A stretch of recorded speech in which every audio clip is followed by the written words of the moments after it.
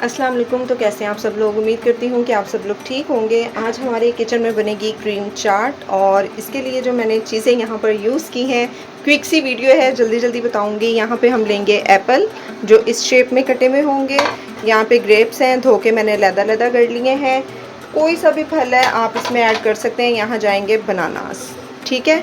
अब हमने यहाँ पर लिया है आधा कप दूध, इसमें मैंने चीनी अच्छे से डाल के इसको मिक्स कर लिया है। अब हम इसमें ये ऐड कर देंगे, ठीक है। और यहाँ पर जाएगी क्रीम, वो आप कोई भी ब्रांड की ले लें जो भी आपकी फेवरेट है। और मैं इसको अच्छे से कर लूँगी मिक्स, ठीक है।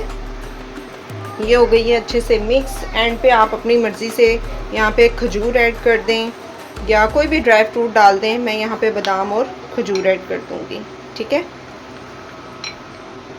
इस तरह की क्विक रेसिपी देखने के लिए मेरे चैनल को सब्सक्राइब करें, लाइक करें एंड शेयर करें। अपना रखिएगा ढेर सारा ख्याल, मुझे रखिएगा दुआओं में याद। अल्लाह हाफिज़।